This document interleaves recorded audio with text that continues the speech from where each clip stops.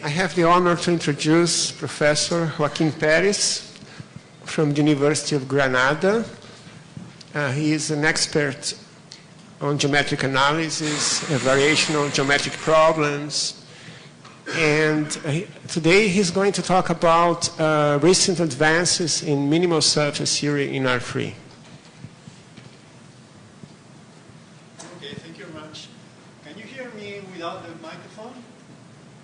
Is there any problem hearing me? No? Nothing? I prefer not to use it. So thank you very much for the introduction, also for the kind invitation to this meeting. It's my first time in São Paulo, by the way. And in one of the emails that I received from the organizers, I was told, or I suppose every speaker was told in the same direction, to give sort of an overview talk, right, on the field we are working, each one. So that's the goal, and in particular, my talk will not include proofs. And I will talk about my results in collaboration with other people, mainly Bill Mix, which is in the audience, Antonio Ross from Granada, also, and also results of others, with an exception of no proofs. If I have time, at the very end of the talk, I will give some ideas on how to prove the last result that we have uploaded to archive on the Calabi-Yau problem. Okay? So let us go directly to the talk. All surfaces I'm going to mention are supposed to be orientable, all of them in R3. The talk will stay very simple and easy to follow, I hope. And we will denote by calligraphic MC the class of complete embedded minimal surfaces in Euclidean 3 space with important finite genus. G of M means the genus of the surface. At some point I will refer to some surfaces with infinite genus, but most of the talk I will only reduce to finite genus surfaces. If you give me some integer G, then MCG will be those surfaces which are complete embedded minimal in R3 with genus G. And inside the class MC, I also have the subclass MP, which is those surfaces which are proper. Okay? Which is that if you intersect the surface with any compact set in space in R3, then the intersection is compact in the induced topology. And the same for MPG, if you give me one genus. Okay? So my goal are to talk about, of course, examples. What are the surfaces we are going to deal with? The conformal structure, what can you say about the induced conformal structure on the surface? What is the asymptotic geometry, which means how the surface behaves when you go to infinity on the surface. Of course, the main part is the classification results. What can you say? What is the list of such surfaces? And another important problem for the talk for me will be what is called the Calabi-Yau problem, or I will call this way, which is the relationship between properness and completeness. Okay? And say all over the place we'll see that one of the main ingredients improving the results is taking limits on sequences of embedded minimal surfaces. Okay? So how can we do this? There are different ways of doing this. Right. So we start with a complete embedded minimal surface in R3, called M, and then since we are in R3 and it's minimal, it cannot be compact, so you have ends in the surface, or roughly speaking, ways to go to infinity on the surface. Okay? Which doesn't mean going to infinity in space, because I'm not assuming properness for the moment. There you have the rigorous definition of end, which is, okay, you consider the class of proper arcs on the surface, and then on that space you define an equivalence relation so that two arcs are equivalent if for any compact set the arcs are eventually contained in the same component of the complement. Eventually means for certain value of the chain parameter of the arcs on. Okay? And the quotient of A over the space of arcs or over this equivalence relation is rigorously the set of ends. But roughly speaking, an end is a way of going to infinity on the surface. And I will also say that a proper subdomain in the surface with compact boundary represents an end whenever you take any representative arc, proper arc in that equivalence relation associated to this end, to this class, then from some time on, the arc is contained in that non-compact subdomain. Okay? Once we have at hand the notion of end, I can also play with this number, the number of ends. So if you give me some k, possibly infinite, k is the number of ends, then I will denote by mcgk the space of genus G, k ends, surfaces, yeah, k ends, right? K could be infinity, and the same thing for MP, but proper GK, okay?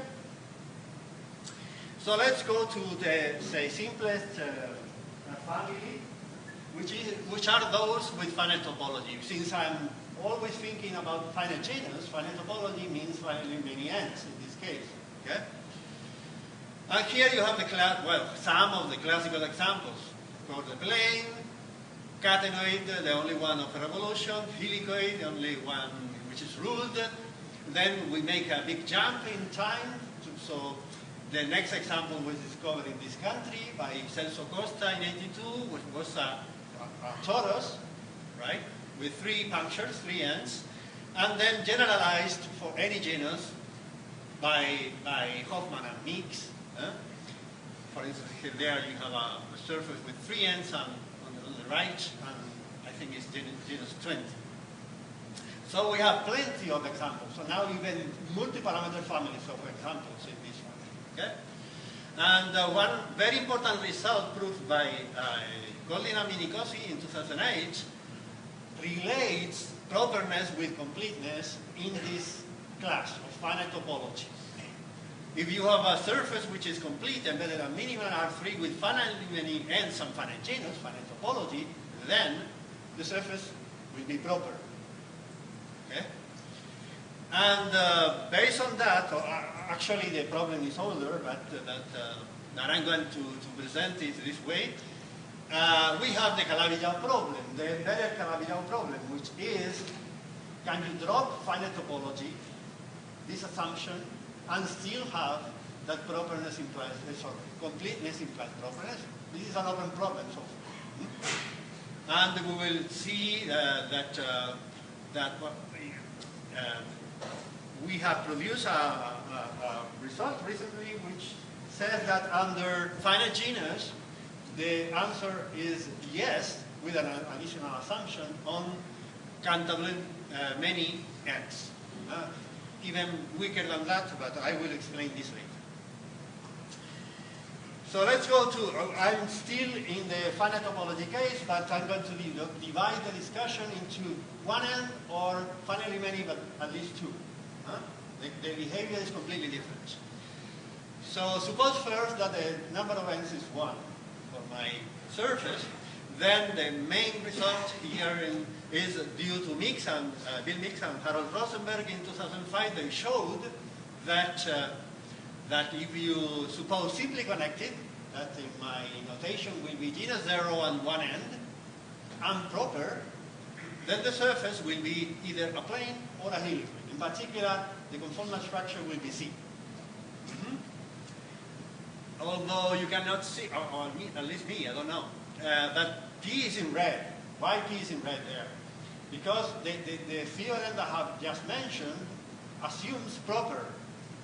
But actually, because of the theorem of Goldin-Minicosi that I showed you here, that is later, you can replace P by C. I mean, the theorem still holds if you start from completeness. Okay?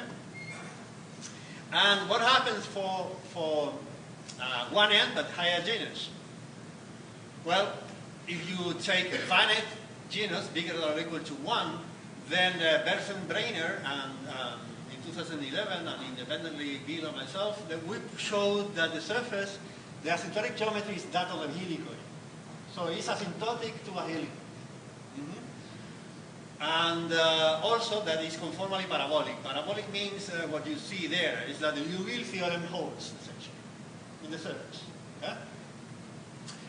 And yes, some words about how to prove theorem 2 and 3. Well, they are based on different tools, but they are, I want to emphasize they are based on Colli-Minkowski theory.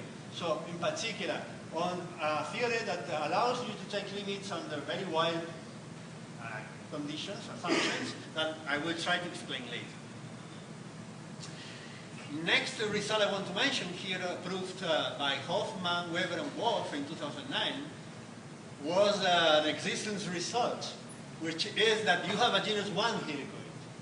A genus K helicoid is a surface, minimal surface, embedded in R3 with one end and genus G.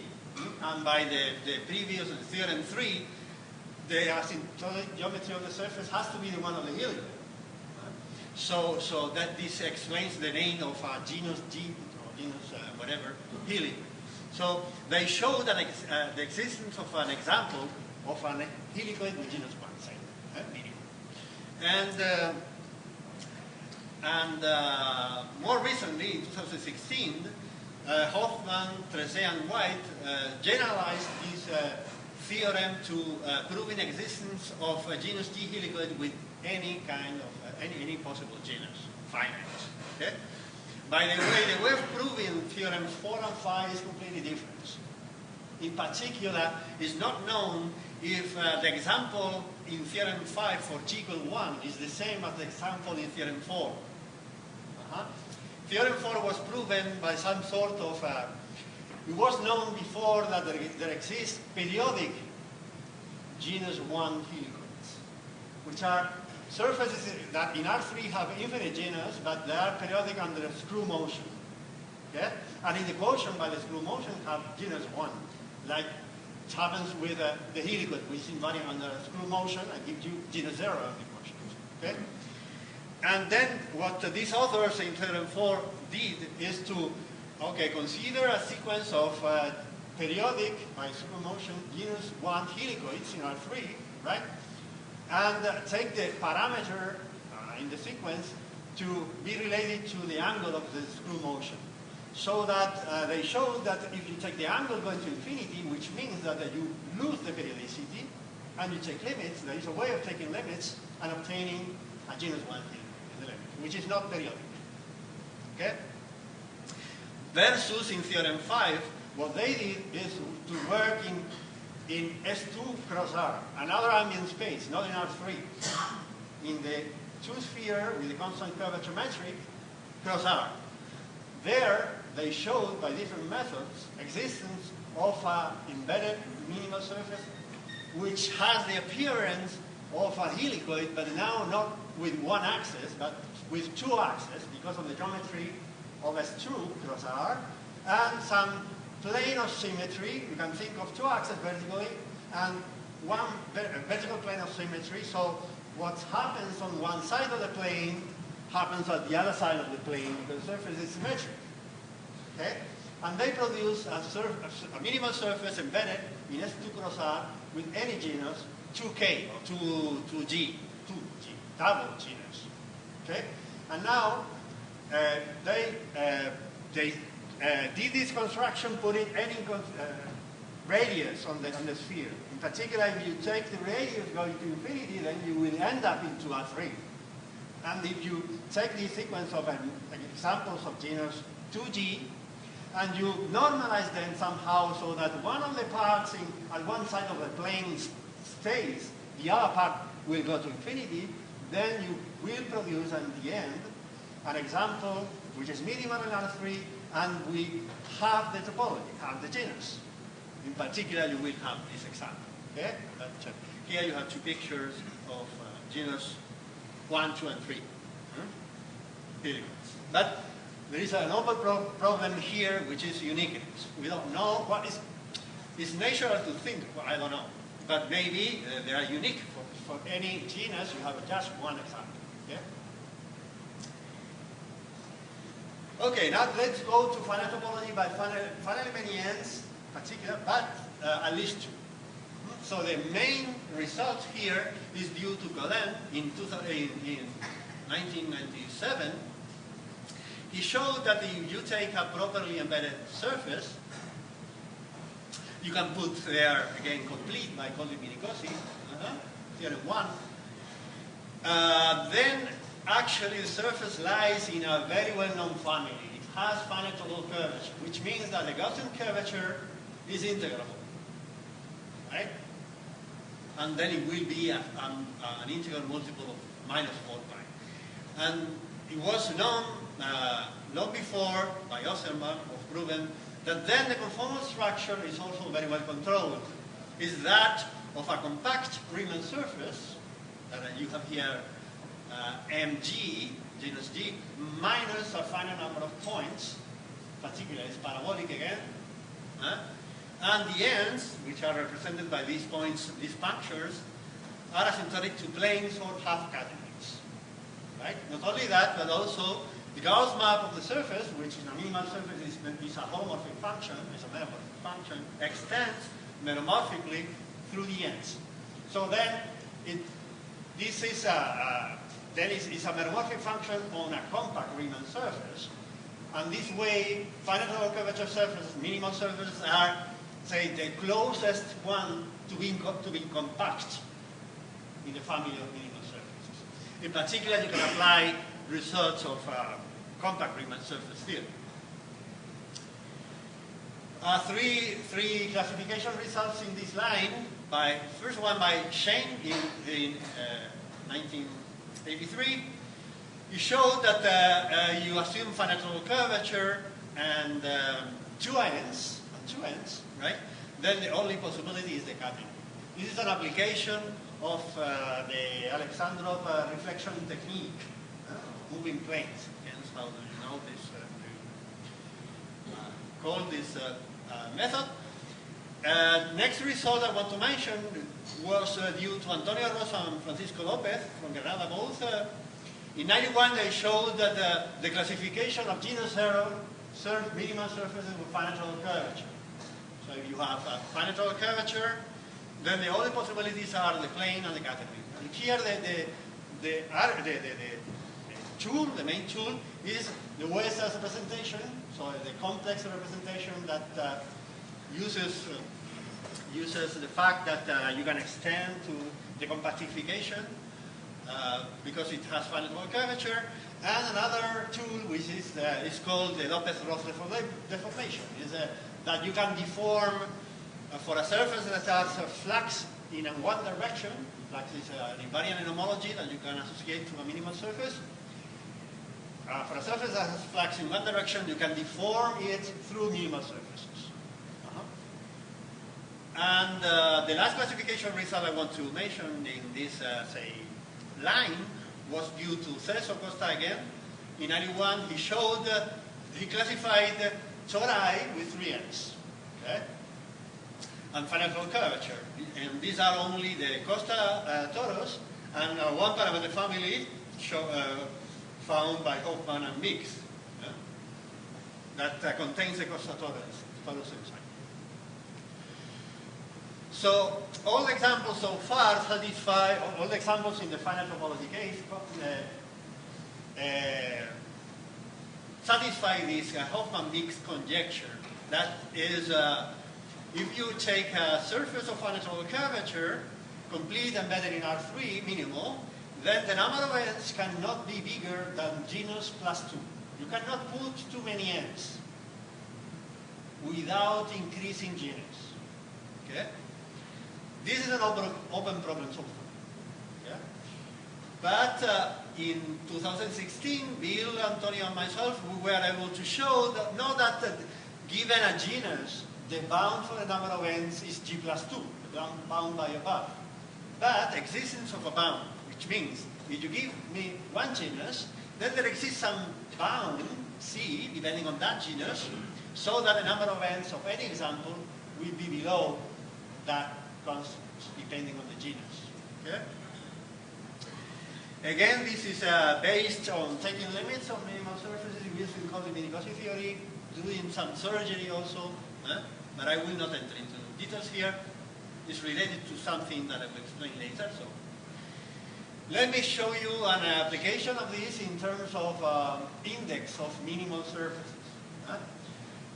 which is related somehow to the next talk that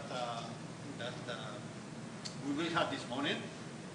So, everybody knows that a minimal surface is a critical point for the area functional, right, for compactly supported variation, normal variations. And then you can go to the second variation formula, compute it, and then you find this very well-known expression here where you see the Jacobi operator, which is a Schrödinger operator. So it's the induced Laplacian on the surface plus a potential, which in this case is minus twice the Gaussian curvature of the surface. So it's Schrödinger operator. And then you have a very nice spectral theory there. So if you have a domain which is relatively compact, then you can talk about the spectrum, eigenvalues, eigenfunctions, and you can count the negative ones, the negative eigenvalues, and the number of negative eigenvalues is the index of omega, the Jacobi operator on omega. And since the index increases when omega increases also, then you can talk about the index of the complete inverse minimal surface, and as the supremum of the indices computed on compact or relatively compact subdomains. Okay? Fischer-Cobry showed that for complete inverse minimal surfaces, finite law curvature, finite law curvature is equivalent to finite index. Okay? So we are, since we are in the finite law curvature case for the compact mixed conjecture, we can expect to have some information about bounding the index, right? Second result is that if you have a surface of finite law curvature complete in R3, then the index as a minimum. Okay, so then I was saying that if you take a minimal surface, then the complete immersed in R3 finite law curvature, then you can compute the index by using the fact that the surface or the information about the surface extends through the compactification, as I said before. Is that you can compute the index of the minimal surface as the index of a Schrödinger operator, which is defined on the compactification. Now delta is not the Laplacian. That delta there is not the Laplacian in the induced metric. It's the Laplacian on any conformal metric in the conformal class of the compactification, right? That was a Riemann surface. And because the Gauss map extends metamorphically through the ends, you can think of n, the Gauss map, as a metamorphic function on the compactification. And then you can talk about the square length of differential of n, right?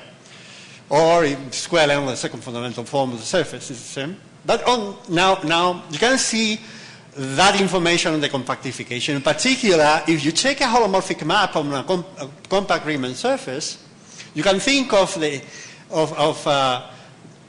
index of this Schrödinger operator. I mean, this is a generalization when phi here is n, right? And then this showed that you have a bound in terms of a degree of the Gauss map, an explicit bound for the index, right? So that means that if you want to bound by above the index of a minimal surface in R3, in finite law curvature, the only thing you need is to bound the degree of the Gauss map by above. So how are you going to bound the degree of the Gauss map? By the George-Mix formula, because it says that if you take a finite law curvature surface in R3, embedded, now I'm using embedded, then the degree of the Gauss map equals the genus plus the number of ends minus 1. So in particular, is an expression that only depends on genus and number of ends, which means that if you bound by above k number of ends in terms of the genus, as I said before, then for free you will have a bound by above on the degree of the Gauss map. So a bound by above on the index. of the finite total curvature minimal surface. And this is the corollary that you have there. Okay? If you give me one genus, then there is a constant depending only on the genus, so that the index of the minimal surface is below that number. Okay? So let's go to the next family, where you have infinitely many n's, still finite genus. Actually, you are seeing already here infinite genus, but we'll go there in a minute. Okay? So the classical examples here are the Riemann minimal examples found by Riemann in the 19th century. They come in a one-parameter family. They are, in R3, they have genus 0, infinitely many n's. N's are asymptotic to horizontal planes, like in the picture, right? And you have something else that are limit n's that I will try to explain in a minute. And much more recently, Hauswirth and Packard were able to produce examples which somehow mimic Riemann minimal examples. Because you can think of this example here as you take two halves of a Riemann minimal example, and in between you glue say, little part, compact portion of a Costa Toros. This is the picture that I have tried to do there, right? And also the Costa Toros is glued by this part with a planar end there. And they show that you can produce this example as a minimal surface in R3, okay? Infinitely many ends, and in this picture, genus 1. Recently, Tresset showed that there is an example of infinite genus, infinitely many ends, but with a geometry infinity which is completely different. Here, the ends are all asymptotic to half catenoids, versus there and there, where are asymptotic to planes. Okay? So let's go to explain what are the limit ends that I referred to 1 minute ago. Because the number of ends is infinite in this family, you will have accumulation points in the set of ends. The set of ends can be endowed with a natural topology. I'm not going to enter into the details here. But in particular, with that topology, you can find an embedding into the closed interval 0, 1. So in particular, you can think of the topology as being the one induced by the 0, 1 in the interval and the embedding. And then I will say that an end of my surface is a simple end if it is an isolated point of this topological space. Okay? And the other case is the limit end, if not isolated. What happens in the Riemann minimal examples? Well, the Riemann minimal examples can be thought as a cylinder. You take a cylinder, right cylinder in R3, and you puncture the cylinder at integral heights, and these punctures produce the planar ends. But everybody knows that you can think of a cylinder as a sphere minus 2 points, north and south pole, and then again you remove the punctures. This is infinitely many points removed from a sphere minus north and south pole, and those ends turn out to accumulate at the north and south, say, poles of the sphere, which means that north and south poles are limit ends because they are not isolated, versus the planar ends, which are isolated. They are simple. Same thing happens in the example in the middle by Hauswirth and Packard. All the planar ends are simple, and you have two limit ends, one on top, the other one at the bottom. Okay? And Tresset, because all the ends have the appearance are the half catenoids, there is a lowest end. So there is a lowest end in the picture, and this is not a limit end, it's isolated, which means that you have only one limit end in this picture, which is the end above. Okay?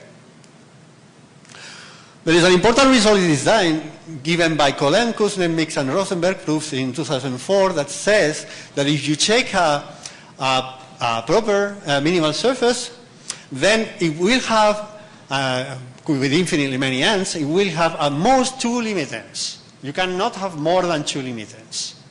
And those limit ends will be placed at the top and bottom, or maybe if you only have one, just at the top or at the bottom, in the natural ordering. You can order the ends. Okay? For that you need proper. Okay? Here you have the theorem by Haswell and Packard of the existence of the examples in the middle. Here you see a funny 37 there, right? Assumption for the genus. That's because in the way they show the existence, they use a gluing method. They took a Hoffman mix example, right, like Costa Torres, right, but with higher genus, and then chop off the example by a ball, and then show that you can glue this example to half a Riemann minimal example above, another half below, and then one planar end for the end, which is in the middle, right? And to do this gluing, you have to use they used the implicit function theorem. And the technical assumption on the differential of the mean curvature operator is the non-degeneracy of the surface. They need to control Jacobi functions on the Hoffman mix example, on the Costa Torres, say. That control was done by Nayatani till genus 37. Okay? But then later, and years later, Moravito, no years, 1 year, yeah. Later, Moravito extended Nayatani non-degeneracy result to any genus for the Hoffman mix example. So in particular, theorem 12 holds for any genus.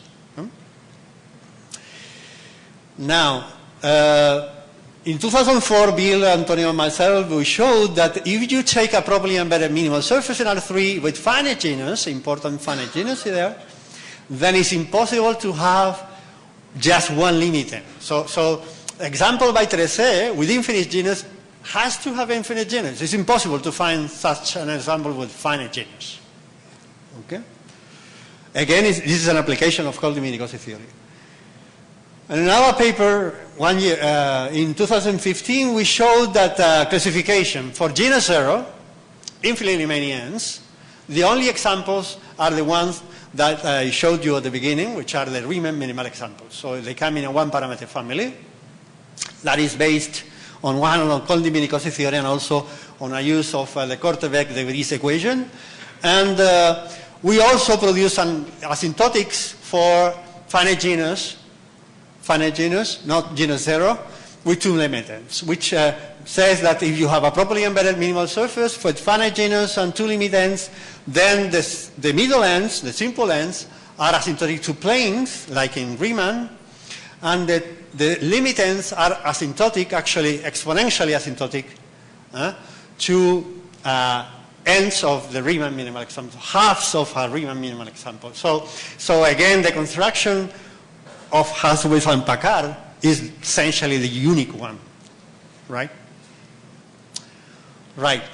This is the result by Trece, right? There exists a complete embedded minimal surface with infinite genus and 1 limit end, and all simple ends are asymptotic to half catenaries. So in particular, this example, of course, violates all the conclusions in theorem 14, but it's because it has infinite genus.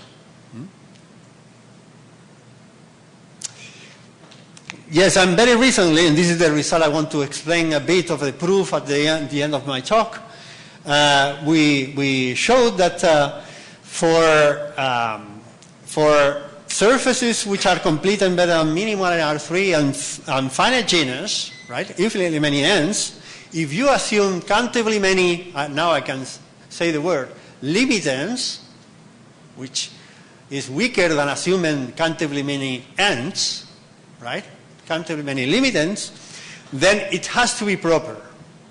So the Calabi-Yau conjecture holds in this generality.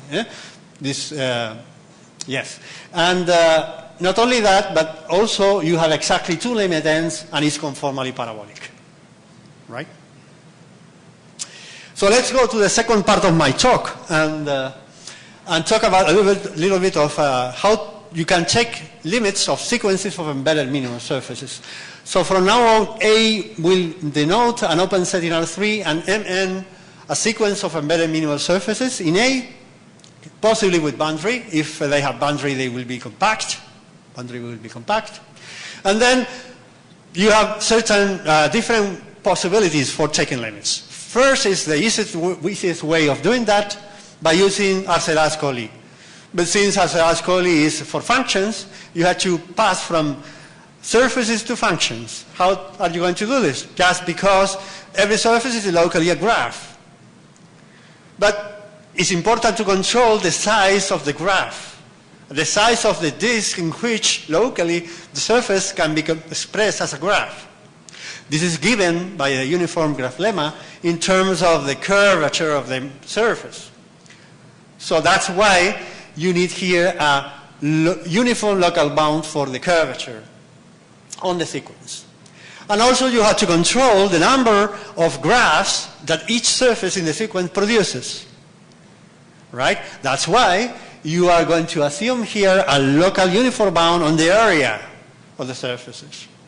And in order not to, the sequence not to escape completely from space and not to have anything in the limit, I want also to have some point floating around, accumulation point of the sequence. Okay? And just by using this trick of Arcelor-Ascoli, then a subsequence converges to an embedded minimal surface inside the open set A with finite multiplicity. So the next step is what happens if you drop the hypothesis on uniform bounds of the area. But still you have uniform bounds, local uniform bounds for the curvature. Well, what happens is that you can find more or less, with the same argument, you can find objects in the limit which are not surfaces but laminations. So collections of surfaces. Okay? So if you have locally bounded, uniform local bounds for the curvature plus an accumulation point, then Mix and Rosenberg showed that a subsequence converges to a minimal lamination of the open set, which is, roughly speaking, a close union of disjoint embedded minimal surfaces that are called leaves of the lamination with a certain local product structure that you can see clearly in, I hope, in this picture, which is a collection of surfaces on the right, but so that you can cover A by charts so that if you intersect with any of the open sets of the chart and pull back the intersection of the lamination, then what you see is a product of the unit disk, horizontal on the left, with a set of heights corresponding to, say, the leaves of the lamination locally, and that set is closed. It's called C beta in this picture, right? But in particular, you could have heights on the left accumulating, which means on the right that the leaves could accumulate on some leaves, which are called limit leaves. Okay? So this is the picture for lamination limits. So next step is what happens if you drop the hypothesis on bounding uniformly locally curvature. Well, then curvature will blow up at some point in space for the sequence. So you have to consider to analyze that set, the set of points in A where locally the curvature, the Gaussian curvature of Mn explodes. So that means that in the intersection of any radius r ball centered at the point x, the supremum of the Gaussian curvature along the sequence goes to infinity. What happens in this situation? This is where Coldi-Minikossi theory enters. This is the main result in Coldi-Minikossi theory, global result, for disks, which is the following. Suppose that you have a sequence of embedded minimal disks in R3 with compact boundary. Each disk is contained in a ball centered at the origin, say, of radius Rn, and very important, radii go to infinity. So the boundary of those disks is on the boundary sphere of the ball, but at the same time, the radii go to infinity. Okay? If you have some point in space that I can assume is in the ball of radius 1, where curvature blows up, then they showed that you have a perfect limit. You have a very nice limit, which is a foliation of R3 by planes, parallel planes. So what is happening here with the curvature? Planes have no curvature. Well, what happens is that the limit object is very nice and smooth everywhere. It's a foliation by planes. But the convergence does not hold along a ellipsis curve. They showed that there exists a ellipsis curve which is transversal to the foliation where curvature blows up along the sequence. And later, Bill proved that, actually this ellipsis curve is a straight line orthogonal to the planes in the foliation. So let me put some picture that is very good for understanding the theorem. It is what happens with a helicoid if you shrink a helicoid. Okay? But before going to the picture, let me highlight that the limit object is perfectly smooth everywhere. What is not smooth is the convergence of the sequence to the limit object. Okay? Okay, so let me explain, waving hands, what is going on with the example of the helicoid. Okay? Take a vertical helicoid in space. Okay? Imagine your favorite helicoid. And now what you do is consider a homothency of that helicoid of radius of a ratio 1/2. Okay? Which means that you go away from the helicoid and you see the helicoid double distance. And then what you see is that the helicoid becomes more packed. Yeah? The helicoid is very far from the helicoid. What you see is something which is pretty horizontal in the helicoid, right? Now, multiply the helicoid by homothency of ratio 1/4. Then that means that you go even further away. And then you see that the packing of the picture is becoming more and more densely packed. Do this in a sequence and check limits. What do you see? Well, you see a foliation by horizontal planes in R3, but that foliation is the only thing that you see in the limit. But how does the sequence of shrunk helicoids converge to this limit? Well, it does not converge along the x3 axis, because there is where curvature blows up in your picture. You see? Right? Everywhere else, Gauss map turns to a Gauss map of the helicoids, of the shrunk helicoids, go to vertical, constant vertical everywhere. Right? So, with some luck, we will have again, no? Yes. Yeah. Now I want to talk about what happens if the radii of the sequence in Golding-Minikossi, Golding-Minikossi limit lamination theorem says that this picture that I have explained, waving hands in space with the shrunk helicoid, is exactly the only possibility for a sequence of disks in balls such that the radii of the balls go to infinity, right? And next step in my talk was explaining what happens if the radii along the sequence stay bounded. If the radii stay bounded, what happens is that not only you have singular convergence along the sequence, is that you can develop singularities of the limit object.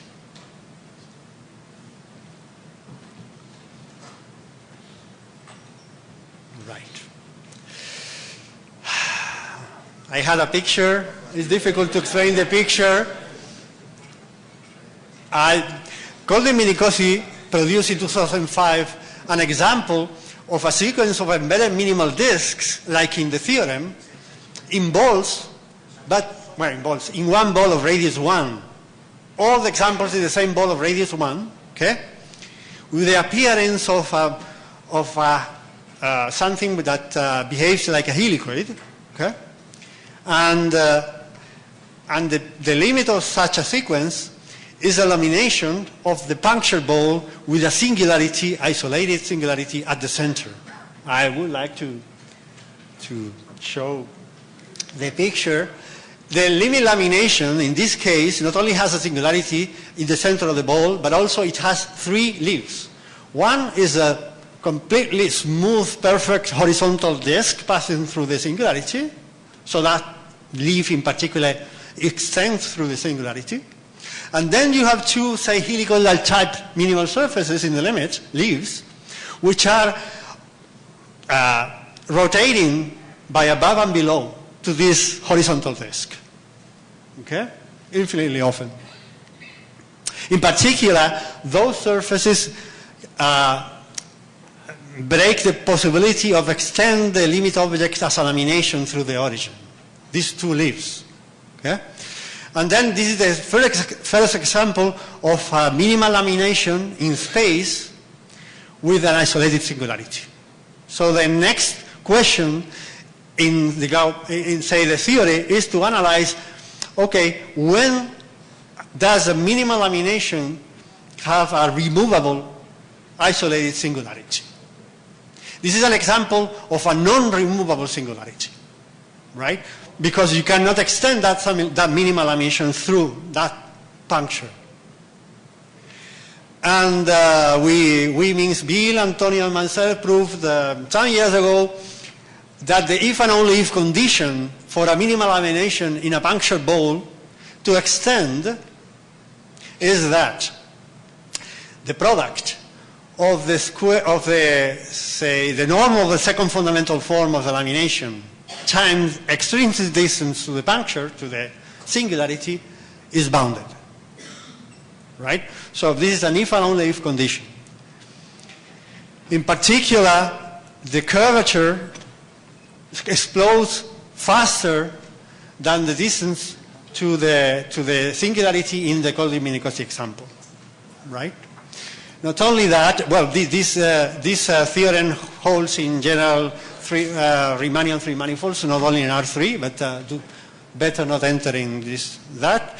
And there exists also a global result. This is what I have said, the removable singularity result is local, because it says when does an isolated singularity have the property of being removable. If you want to have a global result, you also have a result, which is if you take a minimal lamination in the whole R3 minus the origin, and it has the property that the product of the Gauss curvature of the lamination times distance squared to the origin is bounded, then actually the lamination has no singularity at the origin, and it has only one leaf, which is a minimal surface of finite Hölder curvature. Not only that, because it has finite Hölder curvature, you pass from, say, the curvature decays quadratically, which is the assumption, to the property that the curvature at infinity decays to the 4th power. So then that means this is a gap type theorem, like it happens in PDEs. Okay? So there you have your picture of the helicoid, Frank helicoid. There you have the picture of the singular minimal lamination with a singularity at the origin. Okay, and we have explained more or less. I think maybe you haven't followed. I don't know.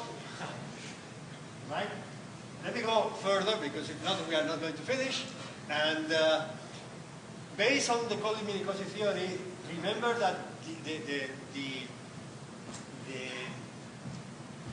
limit lamination theorem by Colli-Minkowski required disks there, right? Based on that, you can go further and take limits for more general sequences of minimal surfaces by using Colli-Minkowski theory, but you need the notion of locally simply connected sequence, which means the following. A sequence of minimal surfaces, you don't need minimal for that, is locally simply connected in the open set A if, given any point in A, there exists some ball centered at that point of some radius, depending on Q, the point, so that the intersection of every surface in the sequence with the ball only produces disks. Okay? You don't know how many. dn m refers to how many disks Mn produces, right? With the property that all disks have to have boundary in the boundary of the balls, like in Coldi-Minicozzi limit lamination theorem, okay? And it happens that we were able to, Bill again and Antonio, were able to generalize Coldi-Minicozzi theory to this setting. Suppose that you take a closed countable set in R3, W, and you take a sequence of embedded minimal surfaces which is locally simply connected outside W. So A, the open set, will be R3 minus W. You can assume boundary if you want. If you have boundary for the surfaces, then it will be compact. But very important, assume finite genus. Assume that you have a bound of a genus of every surface in the sequence. Then you can take limits. Then there exists a minimal lamination of R3. In particular, let me emphasize this, no singularities, okay, for the object, so that a subsequence of the original Mn sequence converges to a minimal lamination outside some singular set of convergence where curvature blows up. But again, this set where curvature blows up is not a set of singularities of the limit object. The limit object is perfect. What fails to be smooth is the convergence. Okay? And you have two possibilities. Either at some point in space curvature blows up, which is SL is non-empty, then the limit object is like in Coldi-Minicozzi theory, Coldi-Minicozzi limit lamination theorem for disks. It's a foliation of R3 by planes. But now, something else can happen. Not only one line, a singular set of convergence, but also two lines. 3 is impossible, but 2 is possible. 2 parallel lines. 2 orthogonal lines to the planes in the foliation. I will show you a picture in a minute explaining this. This is what we call a limit parking garage structure. In particular, as I said, the limit object has no singularities at all. The other possibility is that the limit object has some portion which is non-flat, right? Think of a parking garage as a collection by planes, so in particular everything is flat there. But if you have something non-flat in the limit, then you have no singularities of any sort. You have no singularities in the object, limit object, no singularities in the convergence. The limit object is a surface, just a surface, not a lamination. It's a properly embedded minimal surface in R3. Maybe you lose some genus. The genus of L is less or equal to G. And you have 3 possibilities for such a limit. Either a helical with handles, if the limit has one end, or a finite order curvature surface, if the limit has between 2 and any number, finite number of ends, or if the limit ends, and then it will be Riemann type, as I explained before in my talk. Okay? A 2-limit-ended surface. Let me now show you what is an example where you see 2 lines forming in the singular set of convergence of the limit object. I go back to the Riemann minimal examples. There you have three views of the same surface in red. It's a Riemann minimal example, the same one, and each Riemann minimal example carries a plane of symmetry. A vertical plane of symmetry is you place the surface so that the ends are horizontal. Okay? So what happens at one side of the plane of symmetry is the same that what happens at the other side. Now, the Riemann minimal examples come in a 1-parameter family. The 1-parameter family can be thought in different ways. For instance, the parameter can be thought in this way. Each each surface, Riemann minimal example, is periodic under a translation. And if I place the planar ends as horizontal in R3, the translation goes from horizontal to vertical. The translation vector that preserves the surface. From horizontal to vertical. Okay? If the translation vector goes to horizontal, then the Riemann minimal examples converge to a stack of vertical catenates. Versus, if the translation vector goes to vertical, then I can normalize the sequence of, or the family of Riemann minimal examples so that they converge to a helicoid. Here you see this convergence. Look at the two cylinders in yellow, each on one side, each on one of the sides of the vertical plane, yeah?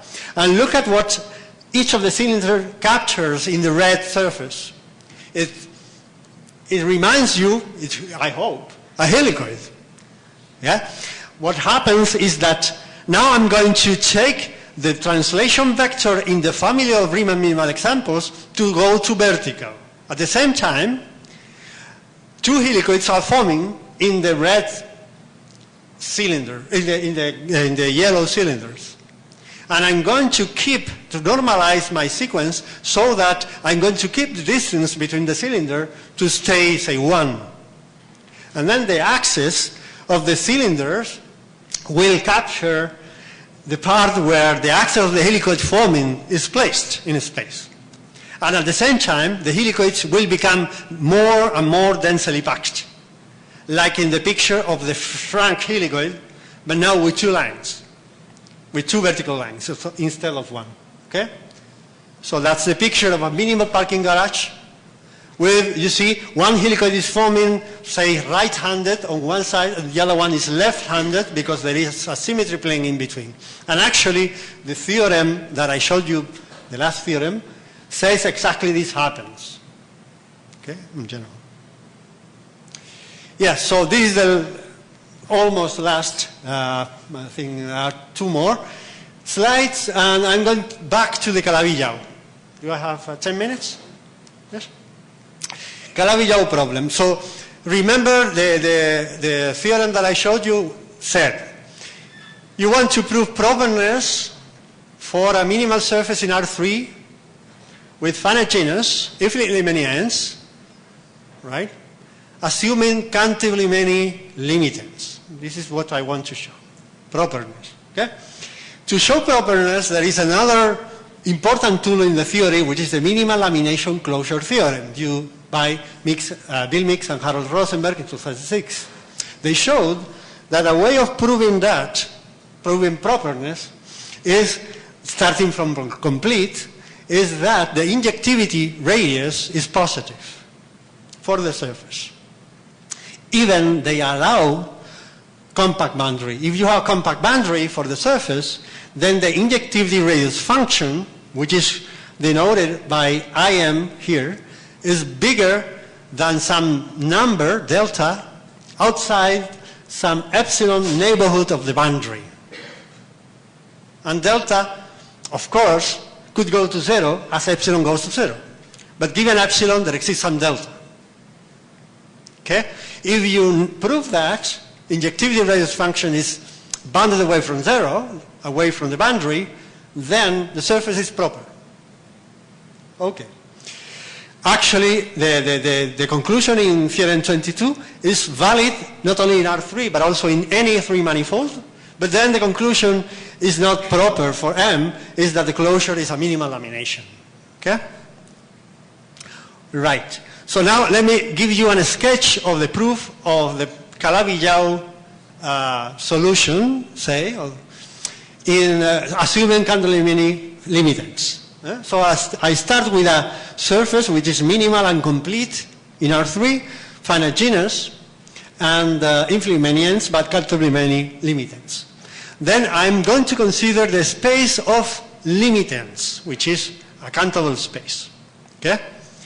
That space is not only countable, it's complete, and then I can apply Baird's theorem. And then the space, the class of isolated limit ends, these are called simple limit ends, is dense by Birth's theorem.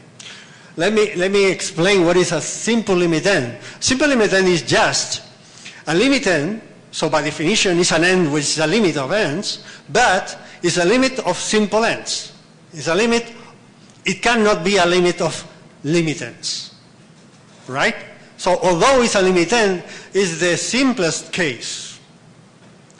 So that space of simple limit ends is dense by Birth's theorem, by the countability of the space of limit ends. So then the solution of the Calabi-Yau problem will be proven if I show these two lines. First, if the surface has two simple limit ends, it's proper. The conclusion was being proper. And second, the surface has at most two simple limit ends. So three simple limit ends or more is impossible. So, and both lines are proven by what I like to call the Christmas tree picture. Okay? Let me tell you what is the Christmas tree picture.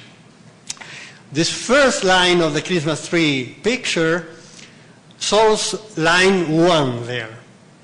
It says, suppose that you have an end representative that was defined in the very beginning of the talk, okay? An end representative, compact boundary, of a simple limit n, right? Of a complete embedded minimal surface in R3. Because my surface M in R3 was supposed to have finite genus, then I can assume that the representative has genus 0. Okay? Then that representative is proper. Right? Now, assuming this first part of the Christmas tree picture, why 1 holds? Because take your M. Now, M, suppose it has two limit ends, two simple limit ends, sorry. Huh? Say E1 and E2, two simple limit ends. Apply this line at the bottom to each one. So each of the simple limit ends have proper representatives. Why the whole M is proper? Well, because what remains in M outside of the two simple limit ends has finite topology. Because you have finite genus and you have finitely many ends. Because otherwise you will have a third limit end.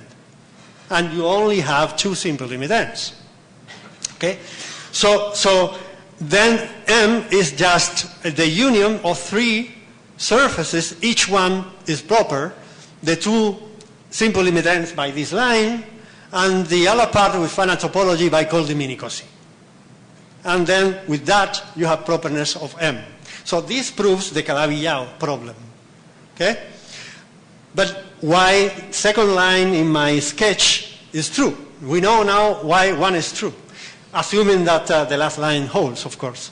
By the way, the last line is an application of the minimal lamination closure theorem. Okay? What you do is to show that the injectivity radius function of E is bounded away from 0, away from the boundary of E. And to do this, you use the last theorem that I showed you of convergence. So why the second line in my sketch holds is explained by the remaining part of the Christmas tree picture. Here, I'm going to give you some time to read. I will also read, but I'm going to show you a picture that explains everything in just one picture. This is the way I like to explain things, in one picture. Well, first, I have a simple limit n, okay? The geometry of that simple limit n is very constrained, is very controlled. Simple ends all have finite order curvature. They can be placed in R3 so that they have logarithmic growths non-positive, which means that either they are asymptotic to horizontal planes or to negative half catenoids. You will see this in a minute.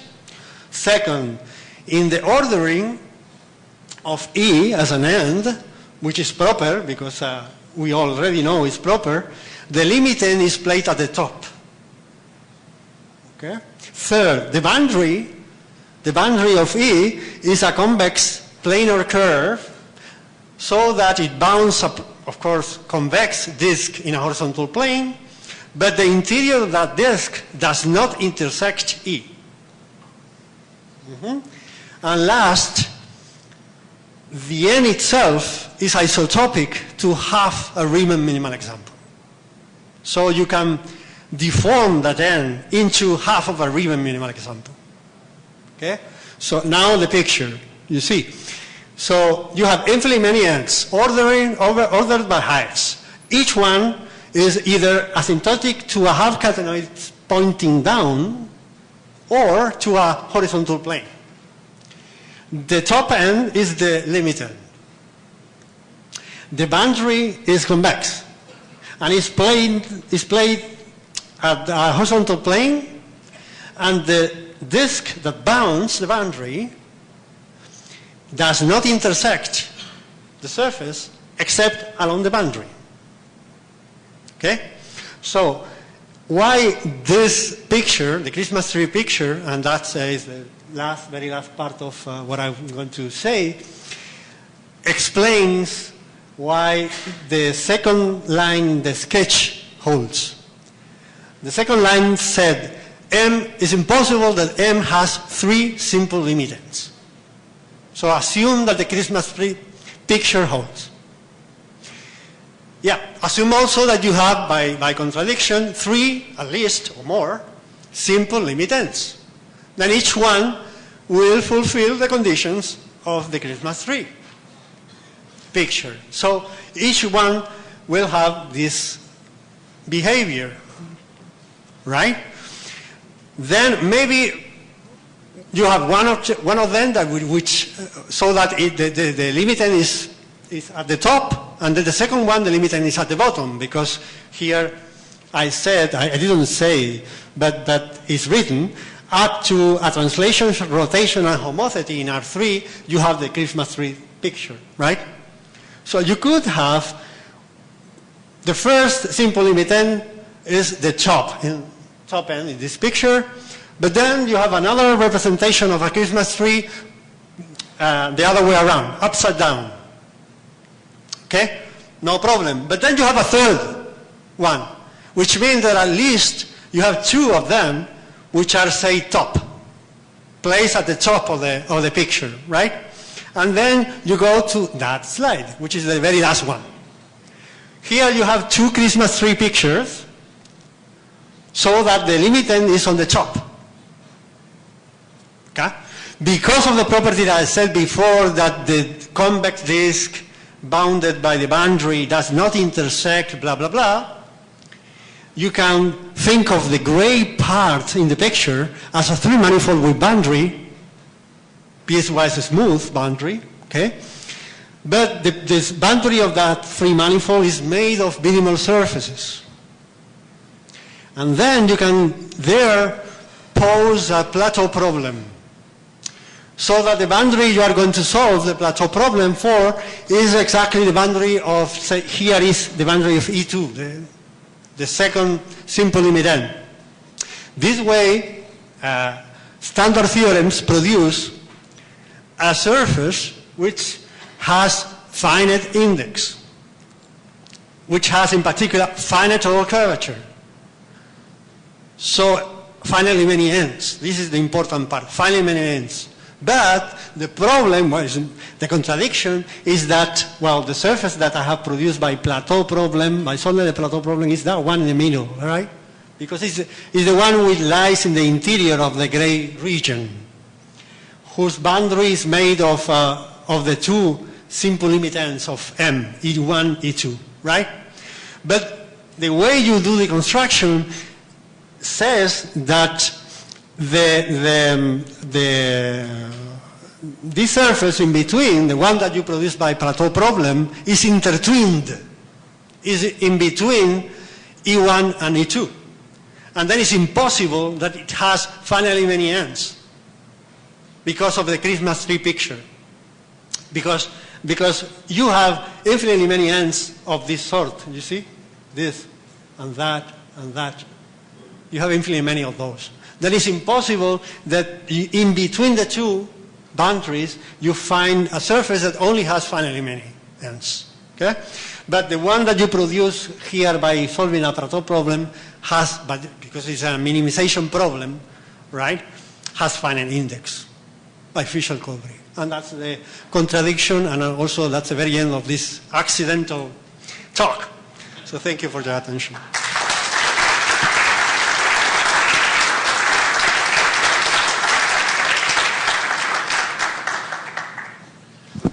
So are there any questions or comments? Anyone? Okay, then thank you again.